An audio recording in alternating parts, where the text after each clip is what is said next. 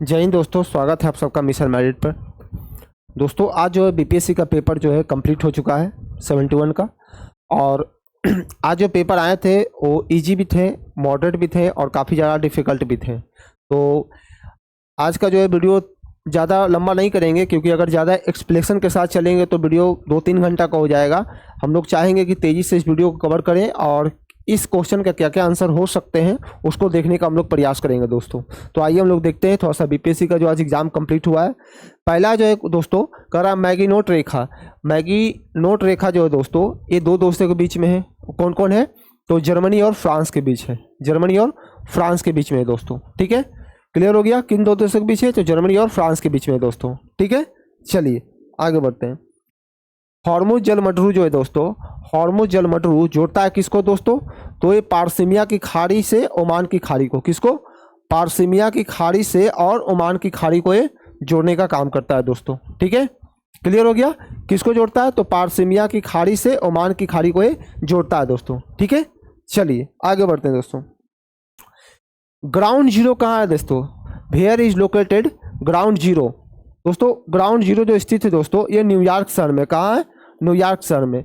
जो भी हमसे पॉसिबल हुआ दोस्तों उस क्वेश्चन को हम लोग लाए हैं और देखने का प्रयास कर रहे हैं कि कौन कौन से क्वेश्चन जो है बनने के हित में है, क्योंकि करंट सेगमेंट 23 का भी पूछा हुआ था और 24 का भी था और 25 का भी था दोस्तों, ठीक है। लेकिन कुछ क्वेश्चन ऐसे थे जो कि बहुत सारे स्टूडेंट बन सकते थे क्वेश्चन, ऐसा नहीं है। अगर पॉजिटिव व्यू में शांति से बनाए होंगे तो बिल्कुल बना होगा दोस्तों, ठीक है। तो ये कहाँ स्थित है? ग्राउंड जीरो न्यूयॉर्क में है, ठीक है। चलिए आगे बढ़ते हैं दोस्तों। कौन सा स्थल मंडरू जो है डेविल स्नेक के नाम से जाना जाता है? डेविल स्नेक के नाम से किस स्थल मंडरू को जानते हैं? तो हम लोग क्रा स्थल मंडरू, जिसको बोलते हैं क्रा स्थल मंडरू दोस्तों। क्या है? क्रा स्थल मंडरू, ठीक है। क्लियर हो गया? इसको डेविल्स स्नेक के भी नाम से जाना जाता है, लेकिन डेविल स्नेक जिया हुआ है तो इसको दोस्तों हम लोग क्रा स्थल मंडरू के नाम से जानते हैं, ठीक है।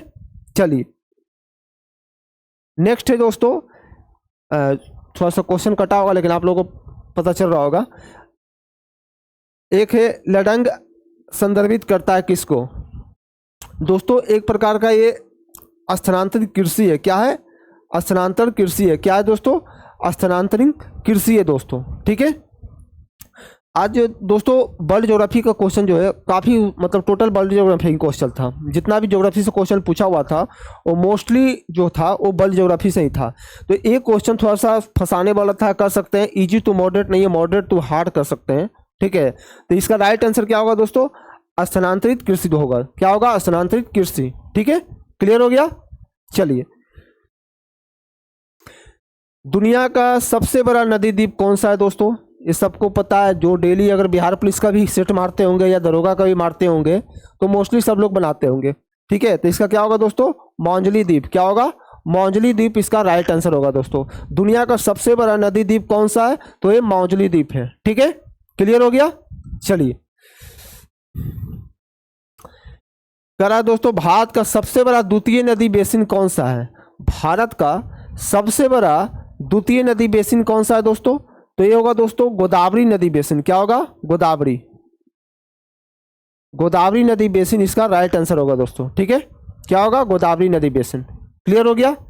चलिए कौन सा जो है अलकनंदा और भागीरथी का संगम स्थल है दोस्तों? अलकनंदा और भागीरथी क्या होगा? देवप्रयाग में। कहाँ? देवप्रयाग में दोस्तों। अलकनंदा और भागीरथी कहाँ मिलते हैं? तो देवप्रयाग में मिलते हैं, ठीक है। क्लियर हो गया? कहाँ है? देवप्रयाग में। तो आप लोग तेजी से अपना आंसर मिलाइए, देखिए कि क्वेश्चन इसका जो है राइट आंसर क्या होगा, ठीक है। अगर हमसे कुछ गलत भी होगा तो हमको प्लीज़ कमेंट में आप लोग बताइए कि हाँ इसका राइट आंसर ये होना चाहिए, क्योंकि मेरे द्वारा ही सॉल्यूशन कराया जा रहा है। हो सकता है कमीशन कुछ और माने इस चीज़ को, लेकिन मोस्टली जो क्वेश्चन को हम लोग लाए हैं वही क्वेश्चन को लाए हैं जो स्टूडेंट ज़्यादातर कवर भी किए हैं, ठीक है। अगर आप लोगों को गलत होता होगा तो उस चीज़ को आप पिन कीजिए कमेंट में कि हाँ इसका राइट आंसर ये होना चाहिए, ठीक है। तो हम लोग प्रयास कर रहे हैं कि ऐसे क्वेश्चनों को जो आप लोग सभी लोग बनाने का प्रयास भी किए हैं और ये क्वेश्चन बनने लायक भी था, ठीक है। तो इसका राइट आंसर क्या होगा? देवप्रयाग दोस्तों। क्लियर हो गया? चलिए भारतीय क्षेत्र में 2 ज्वालामुखी द्वीप है, आप लोगों को पता है, बैरन और नारकोंडम। क्या है? बैरन और नारकोंडम, जो कहाँ स्थित है दोस्तों? अंडमान निकोबार में। कहाँ? अंडमान निकोबार द्वीप समूह में।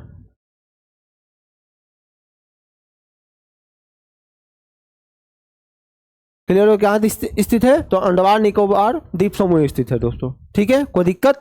चलिए, इसका राइट आंसर क्या होगा? नारकोंडम अम्बैरन। ठीक है, कोई दिक्कत? चलिए, मेरठ में किस आइटम की शिल्पकला को जीआई टैग मिला है दोस्तों? मेरठ में एक आइटम है, शिल्पकला है, जिसको कहते हैं कि वहाँ पे जो जीआई टैग देने का काम किस चीज़ को मिला है? क्या लड्डू को मिला है, क्या संगीत उपकरण को मिला है, खेलकूद को मिला है, या कैंची को मिला है दोस्तों?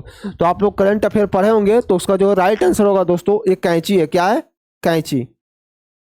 क्या होगा दोस्तों? कैंची होगा। ठीक है, लड्डू नहीं मिला है दोस्तों, लड्डू को नहीं मिला है, ना संगीत उपकरण को मिला है। किसको मिला है? कैंची को मिला है। ठीक है, कैंची को। क्लियर हो गया? चलिए, भारत में समशीतोष्ण वन अनुसंधान किस शहर में दोस्तों? समशीतोष्ण वन अनुसंधान किस शहर में दोस्तों? तो ये आप लोगों को पता है, शिमला। कहाँ? शिमला, जो कि हिमाचल में है। कहाँ? हिमाचल में, शिमला। ठीक है, इसका राइट आंसर क्या होगा दोस्तों? शिमला में स्थित है। ठीक है, बहुत लोग देहरादून भी क्लिक किए होंगे, लेकिन देहरादून गलत है। इसका राइट आंसर होगा शिमला दोस्तों। ठीक है, चलिए, कान्हा नेशनल पार्क बहुत बार सब लोग मारते होंगे, मोस्टली सेट में भी देखने को मिलता है। कहाँ? मध्य प्रदेश। क्या होगा? मध्य प्रदेश में। ठीक है, क्या होगा? मध्य प्रदेश में। ठीक है, क्लियर हो गया? असम में दोस्तों, असम में गेंडा के संरक्षित के लिए एक जो है नेशनल पार्क है दोस्तों। ठीक है, वो गेंडे के लिए प्रसिद्ध है। ठीक है, तो बहुत सारे असम में 2-3 गो भी, उत्तराखंड में भी है, महाराष्ट्र में भी है। ठीक है, लेकिन कान्हा यहाँ पूछा है, तो कान्हा क्या होगा? तो कान्हा होगा दोस्तों कहाँ? मध्य प्रदेश में होगा, एमपी में। ठीक है, चलिए आगे बढ़ते हैं दोस्तों। लोकतल झील है दोस्तों। क्या है? एक प्रकार का झील है। क्या है? एक प्रकार का झील है दोस्तों। ठीक है, देखिए कितना इजी पूछा है, लेकिन अगर जिनके पास सेंस ऑफ ह्यूमर होगा वही इस क्वेश्चन को बना पाएंगे। ठीक है, कई लोग नदी भी मार दिए होंगे, कई लोग घाटी भी मार दिए होंगे, कुछ लोग तो पर्वत श्रृंखला भी मार दिए होंगे, लेकिन एक प्रकार के क्या है? झील है, जो कि कहाँ स्थित है दोस्तों? तो ये मणिपुर में है। कहाँ है? मणिपुर में। ठीक है, मणिपुर में स्थित है। लोकतल क्या है? एक प्रकार दोस्तों झील है। ठीक है, चलिए आगे बढ़ते हैं। कौन सा पार्क जो अभ्यारण्य बिहार में बाघ परियोजना के अंतर्गत आता है? बाघ परियोजना का पता है आप लोगों को? क्या है? वाल्मीकि राष्ट्रीय पार्क। क्या है? वाल्मीकि राष्ट्रीय पार्क। ठीक है, जो कि पश्चिमी चंपारण में। कहाँ? पश्चिमी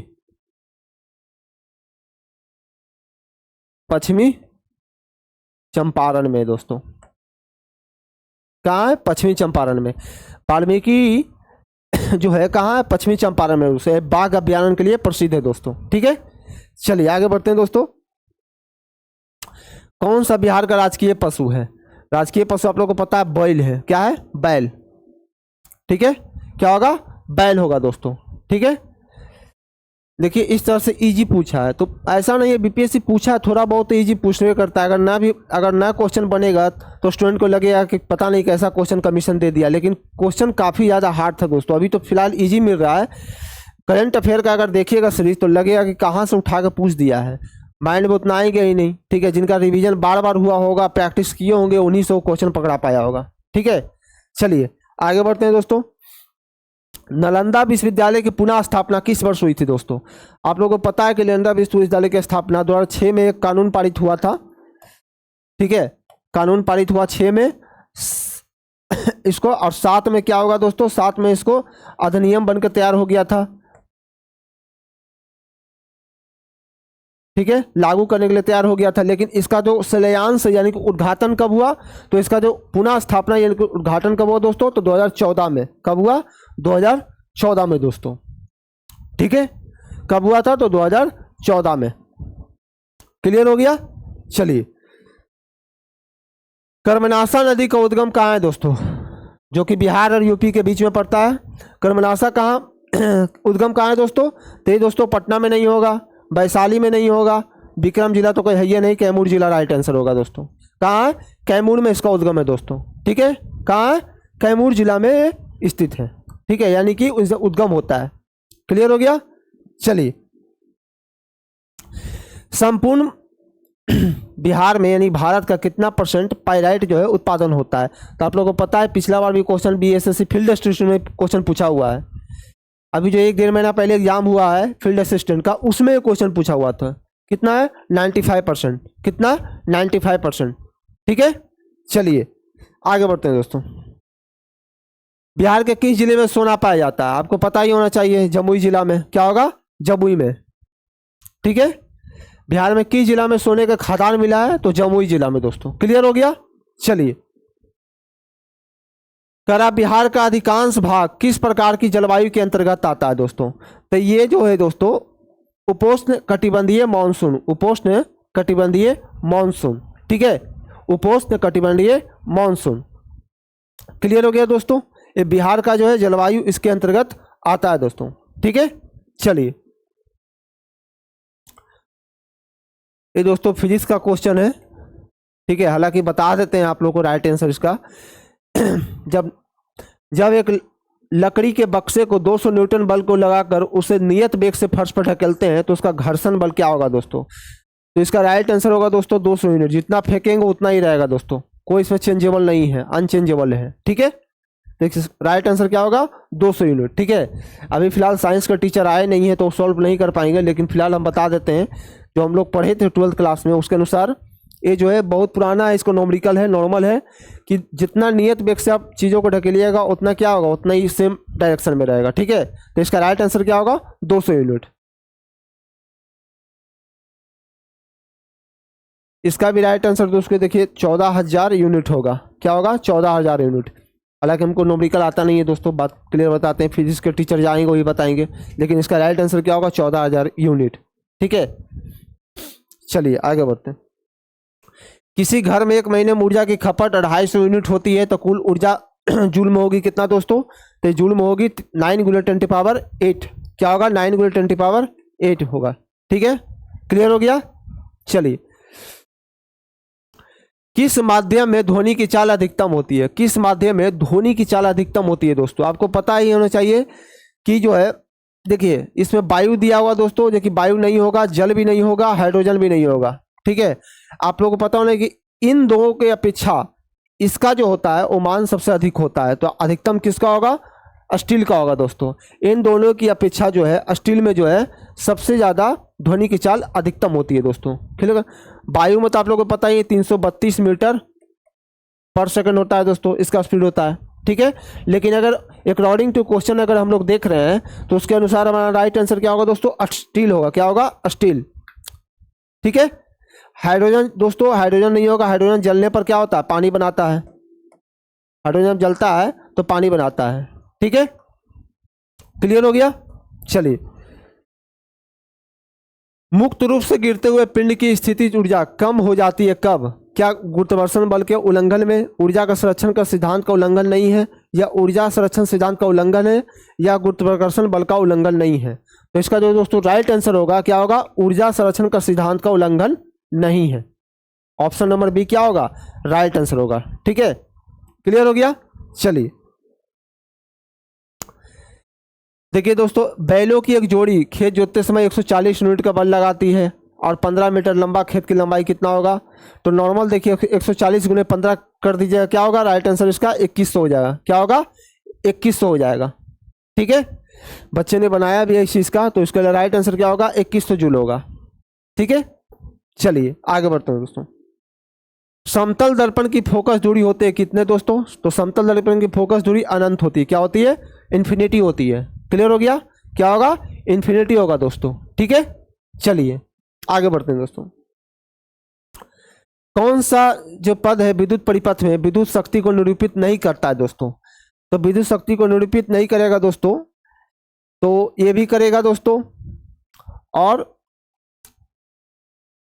ये नहीं है दोस्तों, ये नहीं होगा।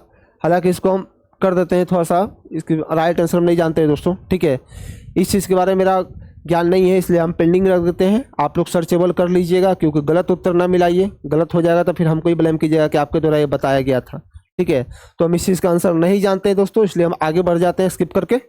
चलिए, करा लघु परिपथ के समय परिपथ में विद्युत धारा का मान क्या होता है, जब धारा जो इंक्रीजमेंट होता है दोस्तों तो उसमें क्या होता है, उसमें जो है बहुत अधिक बढ़ जाता है। परिपथ में धारा का मान क्या होता है, बहुत अधिक बढ़ जाता है दोस्तों। तो इसका राइट आंसर क्या होगा, ए होगा दोस्तों। ठीक है, चलिए उपकरणों को विद्युत आघात से बचाने वाली युक्ति क्या है दोस्तों। देखिए बहुत लोगों ने आंसर इसका मारा होगा धारा नियंत्रक। क्या होगा, धारा नियंत्रक। लेकिन आपको पता होना चाहिए कि उपकरणों को विद्युत धारा आघात से बचाने वाली युक्ति कौन है दोस्तों, तो फ्यूज होगा।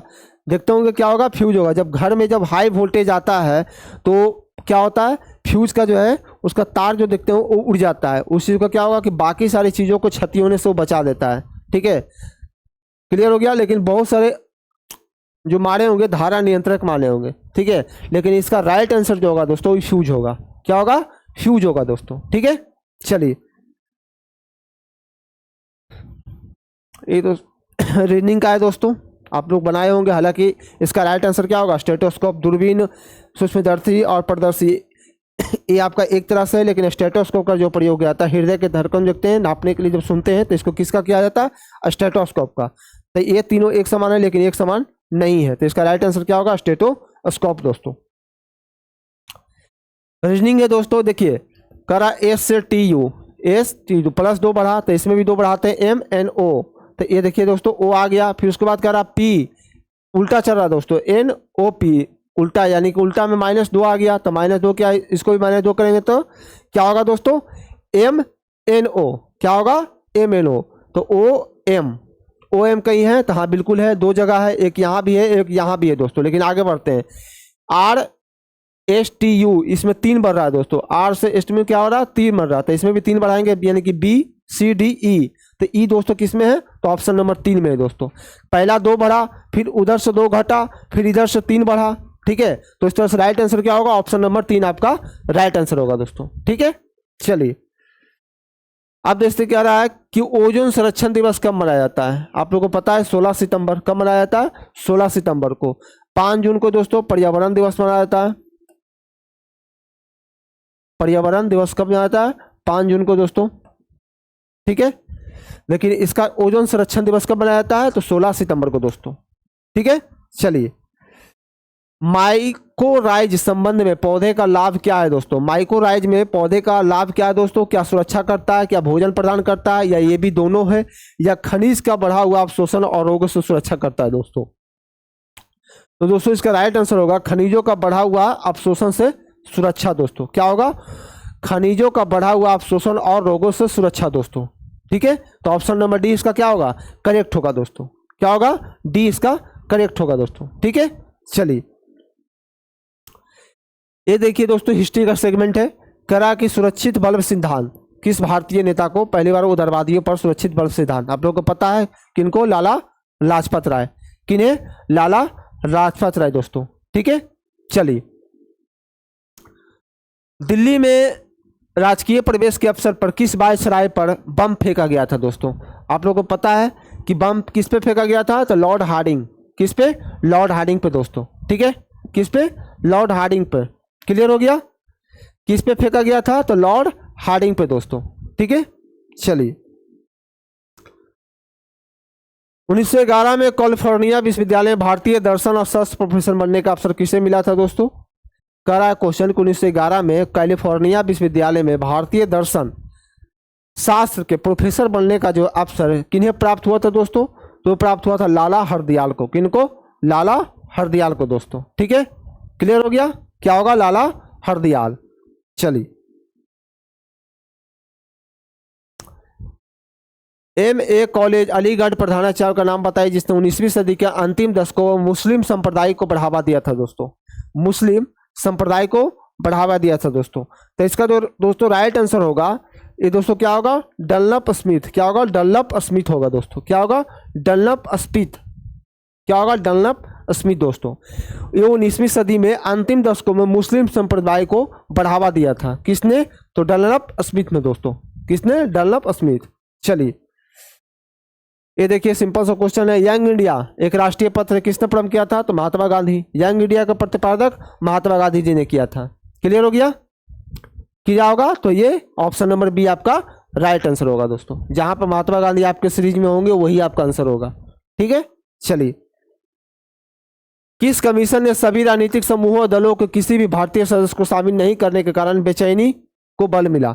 यानी कि आप लोगों को पता है कि साइमन कमीशन में जब भारतीयों को, एक भी भारतीयों को शामिल नहीं किया गया था, ठीक है, तो बेचैनी महसूस हुआ था। तो ये क्या होगा? साइमन कमीशन, इसका राइट आंसर होगा दोस्तों। ठीक है, थोड़ा बहुत भी जिनका हिस्ट्री पढ़ा हुआ होगा ना, बेस स्ट्रक्चर एकदम बढ़िया से, यानी कि जो 6 महीने 7 महीने से लगातार अगर तैयारी कर रहे होंगे तो उनसे क्वेश्चन नहीं छूटने वाला होगा। भले करंट अगर छूट गया होगा तो नहीं कर सकते हैं, लेकिन हिस्ट्री का सेगमेंट उनसे नहीं छूटा होगा। ठीक है, तो इसका राइट आंसर क्या होगा दोस्तों? तो राइट आंसर होगा हमारा साइमन कमीशन। क्या होगा? साइमन कमीशन दोस्तों। चलिए आगे बढ़ते हैं दोस्तों। दिल्ली चलो का नारा किसने कहा था? तो आप लोग पता है, सुभाष चंद्र बोस। दिल्ली चलो किसने कहा? तो सुभाष चंद्र बोस जी ने। ठीक है, क्लियर हो गया? तो इसका राइट आंसर क्या होगा दोस्तों? सुभाष चंद्र बोस। फटाफट करते जाइए दोस्तों, क्योंकि टाइम ज़्यादा नहीं ले रहे हैं कि आप लोग तेज़ी से मिलान कर लें अपने क्वेश्चन का। कम हो वीडियो का लेंथ, लेकिन तेज़ी से उसको कवर कर रहे हैं। ठीक है, हम या तो भारत को स्वतंत्र करेंगे या अभियान में मर ही जाएंगे। किनका स्टेटमेंट है दोस्तों? हम या तो भारत को स्वतंत्र ही करेंगे या अभियान में हम मर जाएंगे। तो इन किनका है? तो महात्मा गांधी जी का। किनका? महात्मा गांधी जी का। ठीक है, किन्होंने बोला था? तो महात्मा गांधी जी ने। ठीक है, चलिए आगे बढ़ते हैं दोस्तों। किसने बांटो और छोड़ो के नारे को बुलंद किया था? किसने बांटो और छोड़ो के नारे को बुलंद किया था दोस्तों? ठीक है, तो ये जो है दोस्तों एम जिन्ना होंगे। कौन? जिन्ना साहब जो थे, उन्होंने बांटो और छोड़ो के नारे को बुलंद किया था दोस्तों। तो जो बहुत सारे क्वेश्चन में मिल जाते हैं स्टेटमेंट वाइज, बोले ना कि थोड़ा सा भी जिनका हिस्ट्री अगर अच्छा से पढ़ा होगा मॉडर्न, तो आराम से बना लेंगे। ठीक है, कोई बड़ा क्वेश्चन नहीं था, लेकिन हाँ करंट तो खैर सबको रुलाया है। ठीक है, चलिए आगे बढ़ते हैं दोस्तों। किस अधिनियम ने भारत के विभाजन के लिए 2 नए स्वतंत्र भारत पाकिस्तान के राज्यों को प्रतिरूप दिया था दोस्तों? तो ऐसा कोई एक्ट नहीं बना था दोस्तों जो भारत और पाकिस्तान को स्वरूप दिया था नया। ना तो भारत 1919 होगा, ना तो 1935 होगा, ना तो 47 होगा। तो इनमें से क्या होगा? कोई नहीं। राइट आंसर होगा दोस्तों, क्या होगा? डी इसका राइट आंसर होगा दोस्तों। ठीक है, कोई भी एक्ट नहीं बना था जिससे भारत और पाकिस्तान के राज्यों को प्रतिरूपी दिया, कोई भी नहीं था। ना तो 1919 का नियम था, ना 35 का था, ना 47 का था। तो इसका राइट आंसर क्या होगा? ऑप्शन नंबर डी इसका राइट आंसर होगा दोस्तों। ठीक है, चलिए 1918 में बिहार की यात्रा होम रूल लीग की स्थापना का तो बल मिला किसके समय? होम रूल लीग पता होना चाहिए, एनी बेसेंट। क्या था होम रूल लीग किसके समय? Annie Besant. कौन थे दोस्तों? Annie Besant. ठीक है, चलिए आगे बढ़ते हैं दोस्तों। देखिए ये क्वेश्चन में बहुत सारे बच्चे जो है यानी कि कंफ्यूज में ऑप्शन कुछ और लगा दिए होंगे। अगर आप चंपारण कृषि कमेटी की नियुक्ति में किसके बीच समझौता हुआ था? बहुत लोग मार दिए होंगे, भारतीय सरकार और राजकुमार शुक्ल मार दिए होंगे। तो ये दोनों नहीं होंगे दोस्तों। आप लोग को पता है कि 1917 में हुआ था चंपारण सत्याग्रह। तो राजकुमार शुक्ल गांधी जी को आमंत्रित जरूर किए थे कि आप बिहार आइए, लेकिन जो है कृषि कमेटी की नियुक्ति जो है इन दोनों के बीच समझौता नहीं हुआ था। तो किसके बीच हुआ था? तो भारतीय सरकार और गांधी जी के बीच में, भारतीय सरकार और गांधी जी के बीच में हुआ था। तो इसका राइट आंसर क्या होगा? ऑप्शन नंबर 3 इसका राइट आंसर होगा दोस्तों, सी। ठीक है, ऐसा नहीं बहुत लोग मारे होंगे राजकुमार शुक्ल और भारतीय सरकार के बीच। एक राइट आंसर क्या होगा? गलत हो जाएगा। ठीक है, क्या होगा? गलत होगा दोस्तों। चलिए बिहार में किसान सभा का प्रमुख नेता कौन था दोस्तों? कौन थे? तो आप लोग को पता है सहजानंद सरस्वती थे। ठीक है, क्या थे? सहजानंद सरस्वती। किसान सभा का प्रमुख नेता कौन थे? तो सहजानंद सरस्वती जी थे। मार्च 1919 में बिहार के मुख्यमंत्री कौन बने? मार्च 1939 में बिहार के मुख्यमंत्री कौन बने थे दोस्तों? तो ये आपके थे श्री कृष्ण सिंह। कौन थे? श्री कृष्ण सिंह। क्लियर हो गया दोस्तों? क्या होगा? श्री कृष्ण सिंह दोस्तों। ठीक है, चलिए देखिए स्टेटमेंट बाई था क्वेश्चन दोस्तों। क्या था? स्टेटमेंट बाई भी क्वेश्चन दिया था कि अभी वर्तमान में प्राचीन स्थल जो है किस राज्य में स्थित है। अगर इन चारों में से एक आपका याद होगा ना, तो उसका आंसर बस एक ही ऑप्शन में छिपा हुआ है। ठीक है, बहुत सारे बच्चे ने क्या किया कि देखिए सिंपल वे में एक ऑप्शन को पकड़ा है, यानी कि एक जो है प्राचीन स्थल को पकड़ा है और उसका राइट आंसर बन गया उसको। आप देखिए गिरनार जो है दोस्तों, गिरनार आपका कहाँ है? तो ये गुजरात में दोस्तों। कहाँ? गुजरात में है वर्तमान में स्थित। अब देखिए 3 का 2 कहीं है क्या? 3 का 2 पहला में है तो नहीं, दूसरा में हाँ, तीसरा में नहीं, चौथा में भी नहीं है। तो ऑप्शन नंबर बी क्या होगा? राइट आंसर होगा। सोचिए सिंपल वे में बस एक याद होगा तो मार दिए होंगे। क्या होगा इसका राइट आंसर? तो ऑप्शन नंबर 20 का राइट, यानी कि कर्ण स्वर्ग कहाँ है दोस्तों? तो ये दोस्तों आपका पश्चिम बंगाल में हो गया। उसका प्राग ज्योतिष कहाँ है? तो ये असम में हो गया। गिरनार का है तो गुजरात में, और प्रतिष्ठान महाराष्ट्र में। बस सिंपल था। ठीक है, अगर एक याद होगा आराम से क्वेश्चन बन गया होगा। ठीक है, चलिए। कौन एक ऋग्वैदिक युग से संबंधित नहीं है दोस्तों? कौन ऋग्वैदिक युग से संबंधित नहीं है? आपला है, घोष है, बिस्वरा है, लेकिन गर्गी जो है दोस्तों ये उत्तर वैदिक से है दोस्तों, उत्तर वैदिक से थे। ठीक है, उत्तर वैदिक से संबंधित है। ठीक है, तो इसका राइट आंसर क्या होगा दोस्तों? गर्गी। क्या होगा? गर्गी। ये तीनों संबंधित था दोस्तों किससे? ऋग्वैदिक काल से, लेकिन गर्गी किससे संबंधित है? तो उत्तर वैदिक काल से, उत्तर वैदिक काल। ठीक है, क्लियर हो गया? चलिए देखिए, इसमें भी आपको एक याद होगा ना तो आप आराम से लगा दिए होंगे। बस एक को याद करने की जरूरत है। आप लोगों को पता है कि सुदर्शन झील का निर्माण किसने कराया था? तो चंद्रगुप्त मौर्य। कौन? चंद्रगुप्त मौर्य। अब बताइए, ओ सॉरी, इसमें तो नीचे कटा हुआ है दोस्तों। तो सुदर्शन झील का निर्माण कराया था किसने? चंद्रगुप्त मौर्य ने। किसने? चंद्रगुप्त मौर्य ने। तो जिनका भी ऑप्शन नंबर 4 में होगा दोस्तों, यानी कि डी का अगर एक आया होगा ना तो उसका ऑप्शन नंबर क्या होगा? एक होगा। ठीक है, क्या होगा?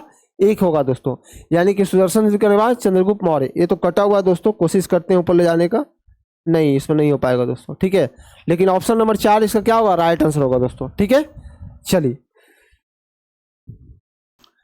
किसके समय सॉरी किस ओहो सॉरी भाई, अरे भाई सेट हो जा।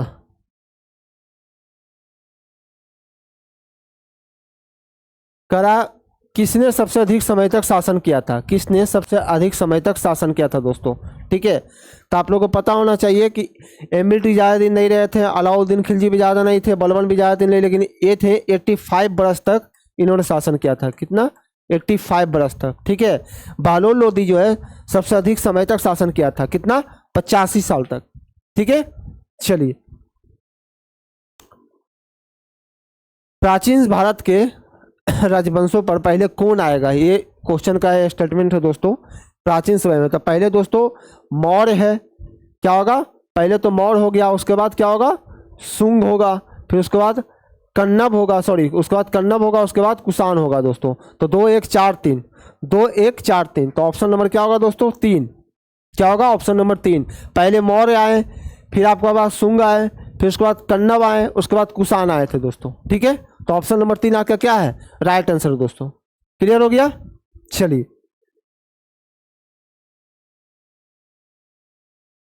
इसका भी आगे बढ़ते हैं दोस्तों, 1 मिनट। हाँ आ गया।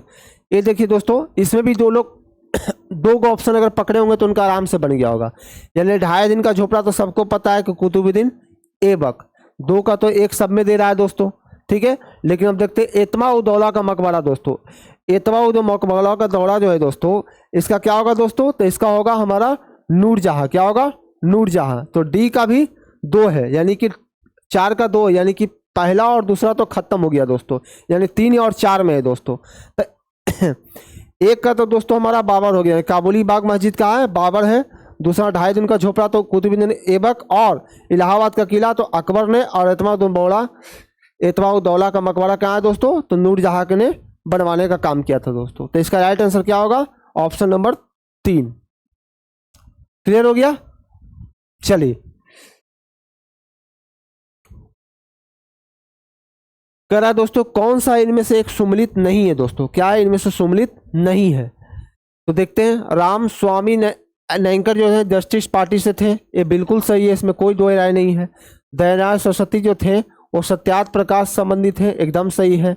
ज्योतिबा फूले दोस्तों ये सत्यशोधक समाज से थे, ये भी बिल्कुल सही है। लेकिन जेम्स हिक्की जो थे कैलकट से नहीं थे दोस्तों, ये थे बंगाल गजट से। क्या थे? बंगाल गजट।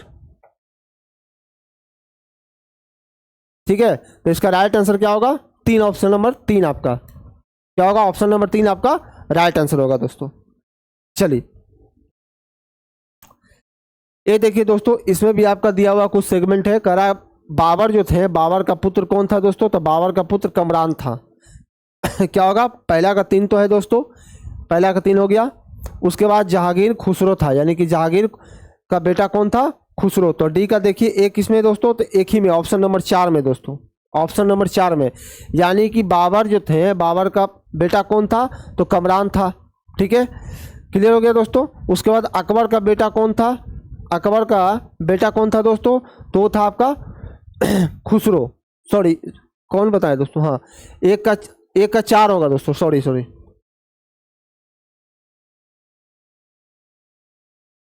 बाबर का मुराद हो गया। उसके बाद दोस्तों अकबर का आपका खुसरो, नहीं दोस्तों अकबर का नहीं दोस्तों, खुसरो होगा, इसको थोड़ा देखना पड़ेगा दोस्तों। जहांगीर तो खुसरो के बेटा थे, ये तो सही है। इसको थोड़ा रहने दीजिए दोस्तों, इसको डाउट में है तो क्लियर करेंगे। ठीक है, लेकिन मेरे ख्याल से ऑप्शन नंबर डी ही जा रहा है दोस्तों। ऑप्शन नंबर डी क्या है? उसका राइट आंसर होना चाहिए दोस्तों। ठीक है, ऑप्शन नंबर डी इसका राइट होना चाहिए दोस्तों, क्योंकि आप लोगों को पता है कि बाबर जो थे, वो बाबर के तो बेटा था मुराद। नहीं नहीं, सॉरी सॉरी दोस्तों, एक मिनट। इसका राइट आंसर दोस्तों अब आ गया पकड़ में। बाबर का बेटा कमरान था, ठीक है। अकबर का सलीम था, ठीक है। शाहजहां का दोस्तों मुराद था और जहांगीर का खुसरो था। तो ऑप्शन नंबर बी आपका क्या है? राइट आंसर होगा दोस्तों। ऑप्शन नंबर बी इसका राइट आंसर होगा दोस्तों। 4 नहीं होगा दोस्तों, ऑप्शन नंबर बी इसका राइट आंसर होगा। ठीक है, चलिए। सर आप बहु संगीति आयोजित नहीं की गई थी, कौन सी बहु संगीति बिहार में आयोजित नहीं की गई थी? तो आप लोगों को पता होना चाहिए। चतुर्थ जो कि कहाँ हुआ था? कश्मीर में हुआ था। किसके समय? तो कनिष्क के समय। क्या होगा? कनिष्क के समय। तो कौन सी बहु संगीति नहीं हुई थी? चतुर्थ यानी कि 4th नहीं हुआ था बिहार में। बाकी तीनों हुआ था, लेकिन चतुर्थ यहाँ नहीं हुआ था दोस्तों। ठीक है, चलिए, इसका समाप्त हो गया दोस्तों। आगे हम लोग जो है नेक्स्ट वीडियो में जितना भी करंट अफेयर आपको पूछा गया है या रीजनिंग पूछा गया, उसको भी हम लोग शामिल करेंगे। फिलहाल जो है हिस्ट्री का, कुछ बिहार स्पेशल का और इसमें कुछ साइंस के भी क्वेश्चन थे, तो उसको हम लोग लाने का प्रयास किए हैं। नेक्स्ट वीडियो में दोस्तों आपको पूरा जो है लगभग जितना भी करंट अफेयर छूटा हुआ है, यानी कि ऑलमोस्ट जो बाकी सारे क्वेश्चन है, उसको भी हम लोग लाने का प्रयास करेंगे। तो इतने जितने भी हम क्वेश्चन सॉल्व किए हैं, इसके माध्यम से आप अपने आंसर शीट में राइट या रॉन्ग उसमें वहाँ पर गोला कर लीजिए कि हाँ कितने सही है और कितने रॉन्ग है। ठीक है, ताकि आपको वहाँ जो है मेन आंसर की जब बीपीएससी अनाउंस करेगा, उसके बाद आप लोगों को सटीक जानकारी भी मिल जाएगी। क्योंकि करंट अफेयर में बहुत सारे ऐसे सेगमेंट बन रहे हैं कि इनमें से एक से अधिक भी होगा या बी भी होगा या सी भी होगा, इसलिए कि कोई भी टीचर एक्यूरेट उनका आंसर नहीं बताए हैं। ठीक है, इसलिए हम नहीं चाहते हैं कि करंट अफेयर आपको ला कर वहाँ ऑप्शन कुछ बताते हैं, बीपीएससी कुछ बता रही है। ठीक है, तो उसमें रिस्क लेना नहीं चाह रहे हैं। ठीक है, लेकिन ये सब जो था मेरे नज़र में, उसको हम लोग पूरा सॉल्व कर चुके हैं। तो आप लोग जो है आप अपने बुकलेट के माध्यम से इस क्वेश्चन का राइट आंसर आराम से मिला लीजिए। ठीक है, कि आपको कितने सही हुए इतने छोटे छोटे टॉपिक में। तब तक के लिए जय हिंद, जय भारत।